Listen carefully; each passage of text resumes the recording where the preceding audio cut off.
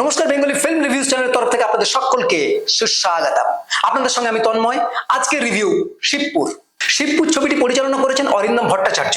এর গল্পটা হলো 80-র দশকের শিবপুর।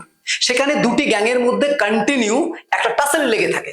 এরপর সেই টাসেলের জন্য একটা সাধারণ মানুষ মারা যায় এবং সাধারণ মানুষের যে ওয়াইফ, সে জাস্টিস পেতে চেষ্টা করে কিন্তু জাস্টিস পায় না। পরে সে নিজেই জাস্টিস করে। কি করে এরকম একটা সাধারণ মানুষ how to become a gang Lord, এই হলো ওভারঅল সিনেমার প্লট। দেখতে হলে ছবি ঘরে গিয়ে আপনাদের ছবিটি দেখতে হবে। এই ছবির কাস্ট এন্ড ক্রু হচ্ছে স্বস্তিকা মুখার্জি, পরমব্রত, রজতাভ এবং অবশ্যই মমতা শঙ্কর। এই ছবিতে স্বস্তিকা মুখার্জি যেভাবে প্লে করেছে, অন্যান্য কোনো ছবিতে কিন্তু এর আগে স্বস্তিকা মুখার্জিকে এইরকম একটা চরিত্রে আমরা দেখতে পাই না। অসাধারণ একটা ফেরোসাস ক্যারেক্টার তিনি পাঠ করেছেন এই ওভারঅল সিনেমা জুড়ে। থ্রু আউট সিনেমা জুড়ে তাকে কিন্তু একটা অন্যরকম ভাবে আমরা দেখতে পাই। ঠিক এর সাথে সাথে কিন্তু মমতা শঙ্করের যে অ্যাপিয়ারেন্স, সেটা কিন্তু দেখবার মতন।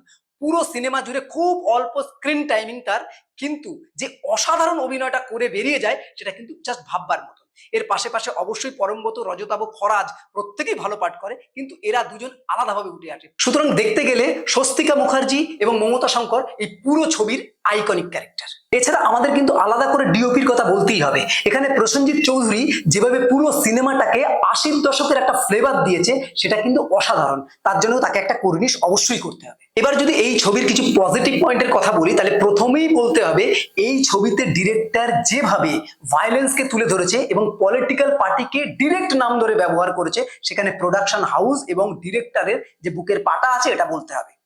এছাড়া আমরা দেখতে পাই যে এরকম একটা শান্তিপ্রিয় বাঙালি সমাজে এরকম একটা ছবিকে আনার জন্য তারা বিজনেসের কথা কি একবারও ভাবলো না? এই ব্যাপারটা কিন্তু আমাদের মাথায় বারবার স্ট্রাইক করে। এটা কিন্তু একটা পজিটিভ পয়েন্ট বলতে পারি। কারণ একটা সিনে দেখানো হচ্ছে রীতিমতো মুন্ডু কেটে ফুটবলের মতো লাথানো হচ্ছে। এরম দৃশ্য বাঙালি নেবে এবং এই ছবিটি চলবে, বক্স অফিসে হিট করবে, এরম ভাবনা যে তাদের মধ্যে এসছে, এটাই বড় জিনিস। আর যদি নাও এসে থাকে, তাহলে এরকম একটা সিনেমা তৈরি করার জন্য যে ক্ষমতা লাগে, তার জন্য তাদেরকে হ্যাটস অফ। এই ছবির যে রিয়ালিস্টিক অ্যাপ্রোচ, এটা কিন্তু এর একটা বড় পজিটিভ পয়েন্ট। এখানে যে গ্যাংস্টারদের তুলে ধরা হয়েছে, তাদেরকে কিন্তু সুপার হিউম্যান করে তুলে ধরা হয়নি। একদম সাধারণ মানুষের মতন তাদেরও যে বিভিন্ন রকম ভয় ডর থাকতে পারে, বা সামাজিক বা পুলিশের কাছ থেকে তাদেরও যে পালিয়ে যাওয়ার ব্যাপারটা থাকে, এই পুরো ব্যাপারটা কিন্তু একটা রিয়ালিস্টিক অ্যাপ্রোচে উঠে আসে। তারপরেও যেটা হচ্ছে বিজিএম, বিজিএম কিন্তু এই সিনেমার একটা খুব বড় পজিটিভ পয়েন্ট। সেই 80-র দশককে তুলে ধরার মতন, সেই সময়কে পোর্ট্রে করার মতন যে মিউজিক, সেই মিউজিক কিন্তু এখানে তৈরি করা হয়েছে। ফলে এটা একটা খুব বড় পজিটিভ পয়েন্ট এই ছবির ক্ষেত্রে। এবং এই ছবিতে বেশ কিছু প্রস্থেটিক্স এর ব্যবহার করা হয়েছে, যেটা কিন্তু বেশ ভালো লাগে। এরপর সরাসরি যদি নেগেটিভ পয়েন্ট দেখি, সেখানে একটা কথা বলতে হয় যে প্রতিটি ক্যারেক্টারের না এখানে ঠিক ডেভেলপমেন্ট গুলো করা হয়, মানে ঠিকঠাক করে ডেভেলপমেন্ট দেখতে পাই না আমরা এই ছবিতে। এই ছবির আরেকটি নেগেটিভ পয়েন্ট হচ্ছে এই ছবির কিন্তু এডিটিংটা আমাদের খুব একটা ভালো লাগে না, এবং সেকেন্ড হাফে কিছু কিছু জায়গায় আপনারা কিন্তু বোর ফিল করতে পারেন।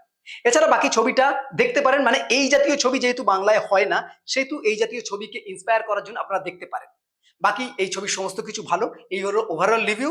এরকম আরো রিভিউ পেতে বেঙ্গলি ফিল্ম রিভিউজ দেখতে থাকুন। আপনাদের গুরুত্বপূর্ণ মতামত আমাদের কমেন্ট বক্সে অবশ্যই জানান। বেঙ্গলি ফিল্ম রিভিউজ সোশ্যাল মিডিয়াতে অ্যাভেলেবেল আছে, সেখানে আপনারা আমাদের ফলো করতে পারেন। বাংলা সিনেমাকে এগিয়ে রাখুন, বাংলা সিনেমার পাশে থাকুন। Thanks for watching.